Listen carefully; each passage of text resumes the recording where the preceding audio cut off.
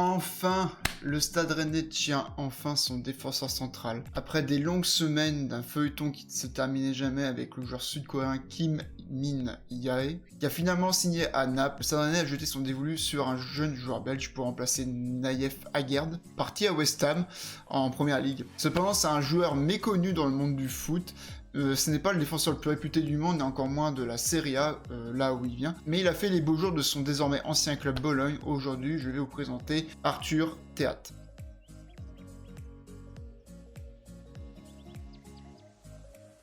Salut tout le monde, j'espère que vous allez bien. Donc aujourd'hui, on se retrouve pour une nouvelle vidéo où je vais vous présenter la nouvelle recrue du Stade Rennais, Arthur Théat.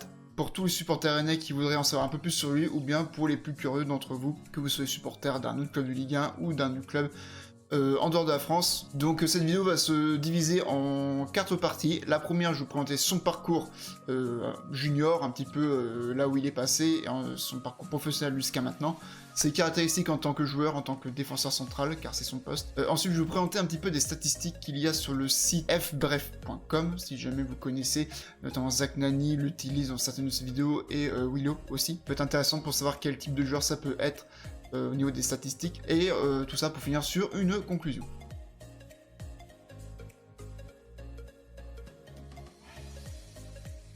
Donc, son parcours, pour commencer, le joueur belge, dans son parcours junior, il a été formé majoritairement par Genk, club situé du coup en Belgique, mais également par le Standard de Liège. En fait, il est allé à Genk, il est reparti au Standard de Liège, il est revenu à Genk, il est revenu au Standard de Liège. Oui, ça, il a fait un petit peu le yo-yo durant sa jeunesse. Ensuite, il a commencé sa carrière professionnelle au club de Ostende, donc toujours en Belgique, et qui a très vite convaincu le club belge de le mettre titulaire à l'âge de 20 ans. Sa carrière professionnelle commence plutôt bien. Pour sa première saison, il marque 5 buts notamment, en 35 matchs de championnat, ce qui est quand même pas mal pour un défenseur central, hein. Ça fait un but tous les 7 matchs à peu près, donc pour un défenseur central, c'est un ratio qui est plutôt élevé, je trouve. Donc très vite, il se fait immédiatement, bien sûr, remarquer par plusieurs clubs, et notamment par Bologne en Italie, qui le prend en prêt avec option d'achat obligatoire. Donc du coup, 1 an en tant que joueur de Ostende, et puis s'en va. Direction Italie pour le jeune joueur belge. Donc, tout comme à Ostende, il s'installe très rapidement dans le 11 de départ de Bologne dès qu'il arrive, et il fait déjà une première saison très complète. 31 matchs joués en Serie A pour 2 buts. Forcément, peut-être un peu moins buts, sûrement parce que le niveau est plus élevé. 2 buts tout de même à prendre en compte. Du coup, remarquez que c'est un joueur qui s'adapte très vite à son club. Ostende, il fait une saison pleine. Première saison professionnelle, il fait une saison pleine. Bologne, c'est pareil, une saison. Et il a été titulaire durant toute la saison dernière de 2021-2022. Et du coup, à l'issue de cette saison 2021-2022, Bologne lève l'option d'achat, mais de toute façon qui était obligatoire, à hauteur de 6 millions d'euros. Et du coup, à l'issue de cette saison, il a tapé dans l'œil du Stade Rennais, qui recherchait désespérément un défenseur central. Après l'échec de Kim Min, comme j'ai dit tout à l'heure, mais aussi Morato, qui était un dossier compliqué. Ça paraît de Faes aussi, de d'autres joueurs, Djikou notamment, mais aucun n'aboutissait, et Théat a été, je pense, très intéressé par le projet du Stade Rennais, car ça s'est fait très rapidement, le transfert, je trouve, entre les premières rumeurs du joueur qui intéressait le Stade Rennais et sa venue au club. Donc c'est déjà bien, je pense, qu'un joueur s'intéresse au projet du club, et ça c'est une très bonne chose. Donc le Stade Rennais a aussi fait une belle offre, hein. Ils ont commencé à faire une offre de 18 millions plus 2 millions de bonus, je crois, pour Bologne, et ils ont augmenté à 19 millions d'euros et 3 millions de bonus. Donc ce qui fait un total potentiel de 22 millions d'euros pour le joueur, ce qui est quand même un joli transfert quand même pour le Stade Rennais, qui passe quand même un cap, surtout au niveau des achats de joueurs.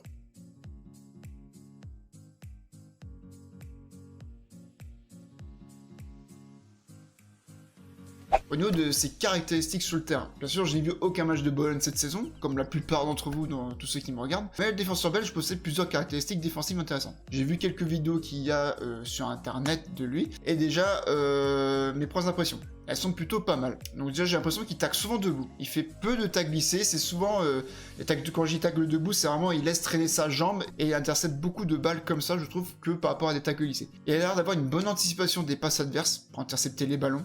Il participe aussi à la construction du jeu. Il fait beaucoup de passes transversales, soit horizontales, soit verticales.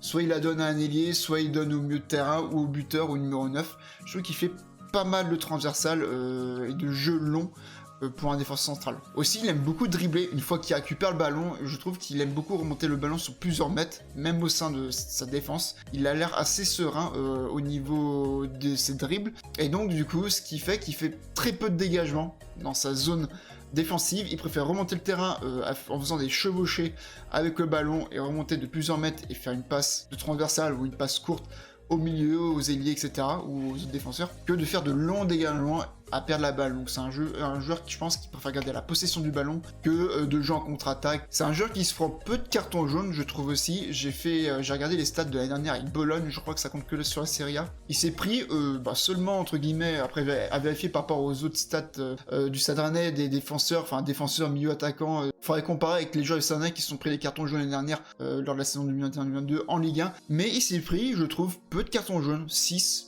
cartons jaunes en championnat avec Bologne, ce qui a fait qu'il a été suspendu un match.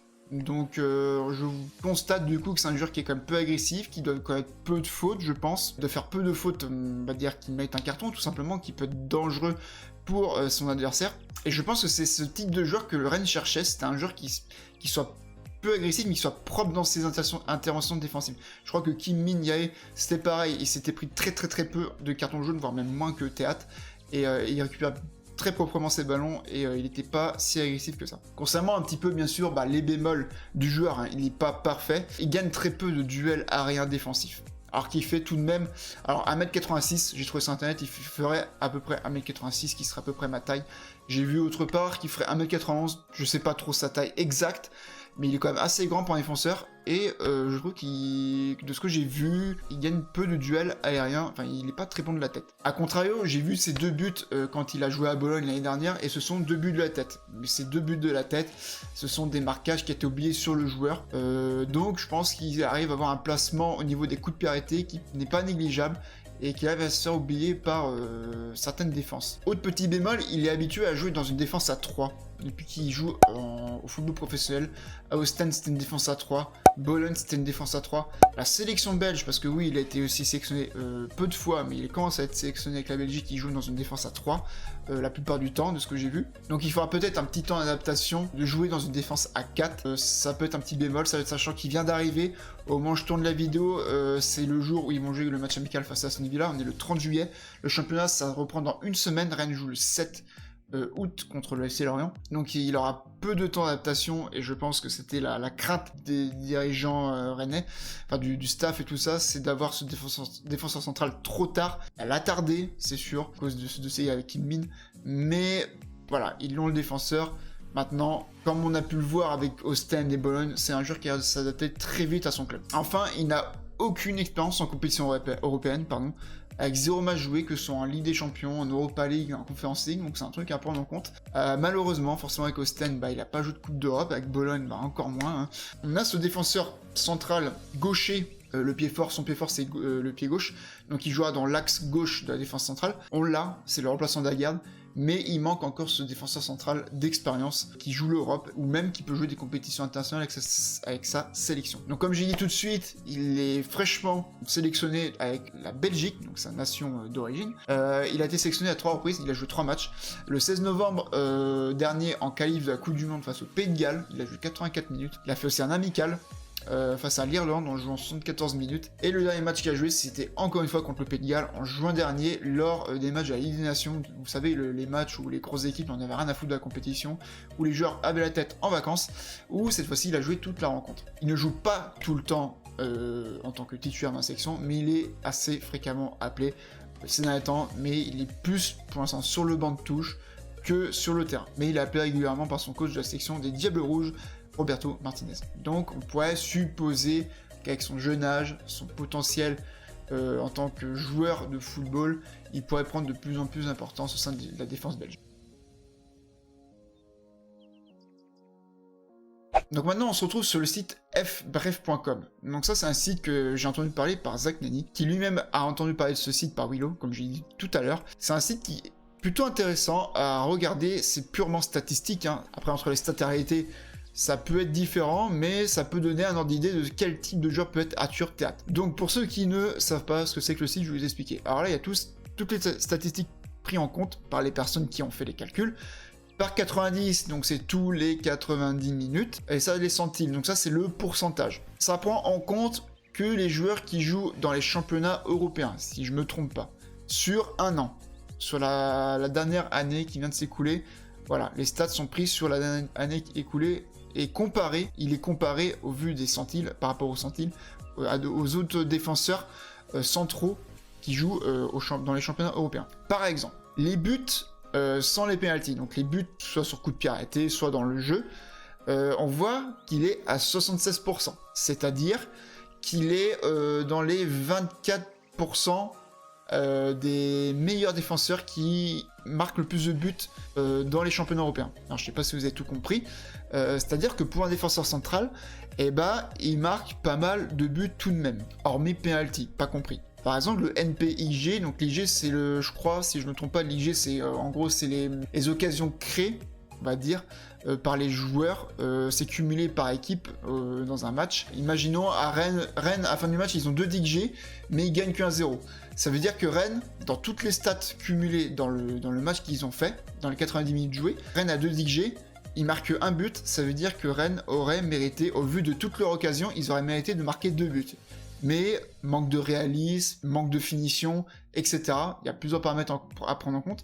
Mais Rennes a finalement marqué qu'un but. Ça peut faire le sens inverse. Ça se peut que Rennes a un XG mais qui marque 2 buts. C'est-à-dire que l'équipe a été très très réaliste sur ses occasions. Voilà, j'espère que vous avez compris. Donc le NP XG, ça ne compte pas les pénaltys. Les buts sont pénaltys attendus.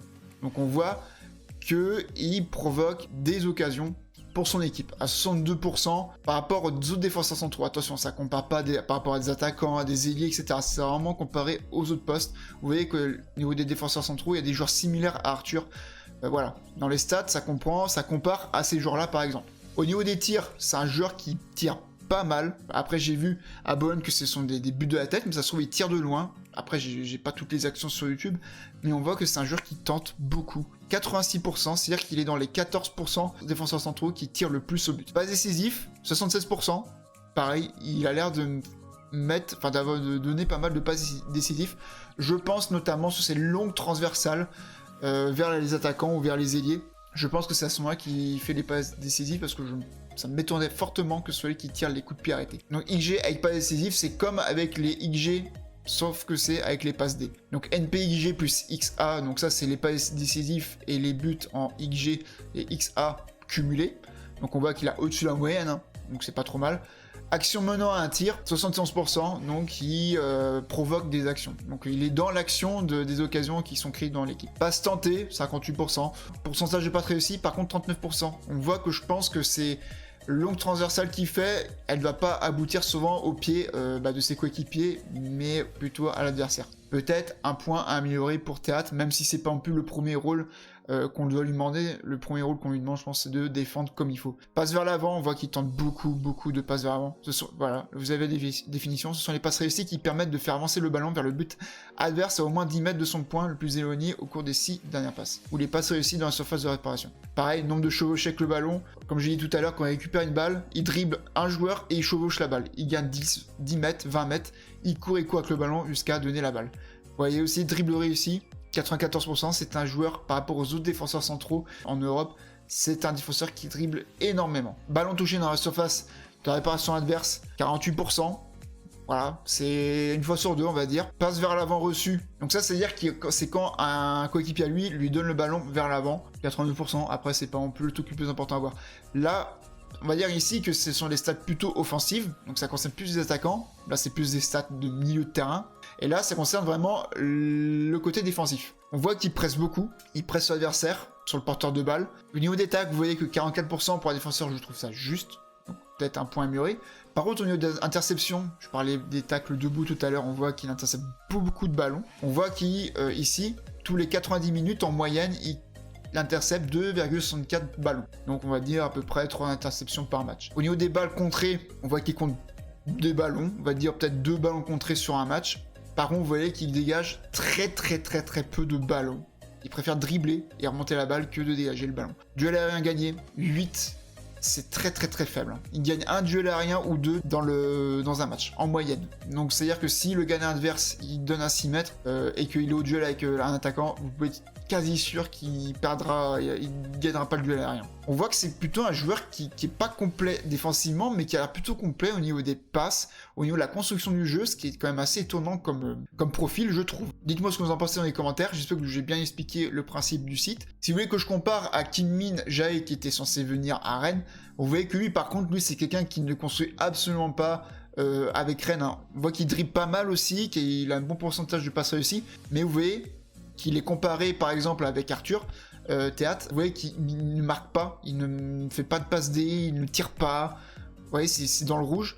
Et par contre il a de très bonnes stats en interception, limite encore un peu mieux que Théâtre. Beaucoup de ballons contrés, donc il est sur les trajectoires des tirs, il dégage beaucoup la balle, mais vous voyez qu'il est beaucoup moins complet que Théâtre. C'est purement statistique, ça ne veut rien dire, mais peut-être que Rennes a fait peut-être une meilleure pioche avec Théâtre qu'avec Kim-min. En tout cas, c'est un profil que je trouve très intéressant, qui est peut-être pas super commun, donc à voir ce que ça va donner sur le terrain. Donc pour conclure, c'est un joueur, je pense, qui est bourré de qualité. Loin d'être parfait bien sûr, mais qui possède un potentiel non négligeable. En plus des qualités défensives dont il fait preuve, il est capable de dribbler sereinement et de remonter les ballons sur plusieurs mètres. Il effectue beaucoup de pressing et d'interceptions très propres. Cependant, il va améliorer la qualité des passes, bien sûr, et son jeu de tête, où il perd pas mal le duel aérien, alors que c'est quand même un joueur qui est quand même assez grand. Donc il faudra qu'il profite de sa taille, ce qui serait plutôt pas mal. Pourquoi pas travailler sur sa détente. Avec l'arrivée d'Arthur, le Stade Rennais a réussi à boucler enfin un dossier qui était hyper important avant la reprise du championnat, mais qui a tardé, malheureusement. C'est le bémol aussi, indirectement, qui vient pas du joueur, mais qui vient du staff du Stade Rennais, à une semaine de la reprise du championnat. Il aura cependant l'occasion de jouer en amical face à Aston Villa, donc le match se jouera dans 3 heures au moment où je tourne la vidéo. On verra comment il aura joué, normalement je devrais voir le match. Laporte takes it short. Whipped in, it's a dangerous ball and it's gone in. And Rennes have the lead in the early stages. And it's Arthur Théâtre. Pour prendre ses premiers repères, ce qui est quand même mieux que rien. Mais comme je l'ai dit tout à l'heure, c'est un joueur qui a l'air de s'adapter très vite à ses nouveaux clubs, comme à Ostend, tout comme à Bologne. Donc personnellement, moi, je le connais de nom grâce à FM22, et qui est d'ailleurs un très bon joueur dans le jeu, où il peut avoir de très grosses stats. Donc, vu que FM est un jeu réaliste, bien sûr, Rennes a fait une bonne recrue, hein, bien sûr. À l'heure actuelle, il devrait former une jeune défense centrale avec Loïc Badé, qui a 21-22 ans, Loïc Badé, pour la première journée de championnat face à Lorient.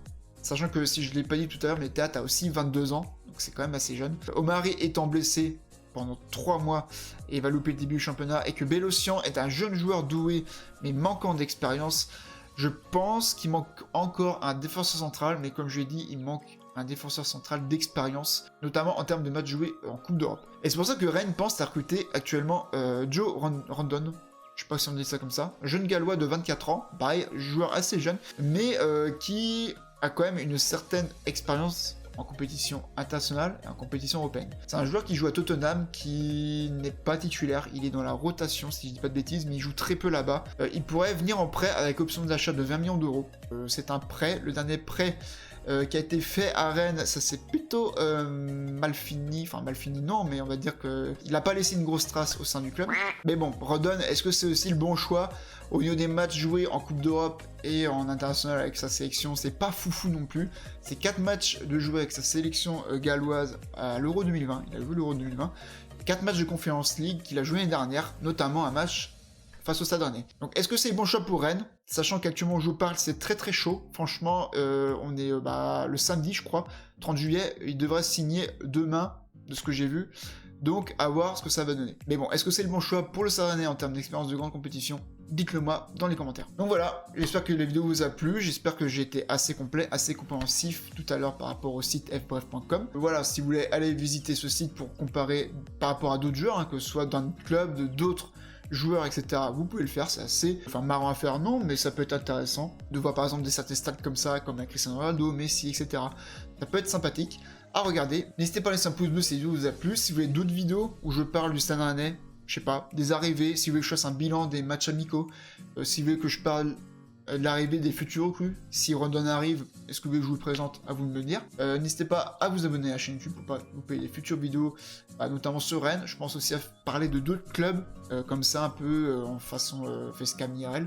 Et n'hésitez pas non plus à me follow sur Twitter, où je poste quelques trucs sur le football, et à me rejoindre aussi sur Instagram. Tous les liens sont en description sur les vidéos. Donc voilà, moi je vous laisse. Portez-vous bien tout le monde. À la prochaine et surtout, Kenavo.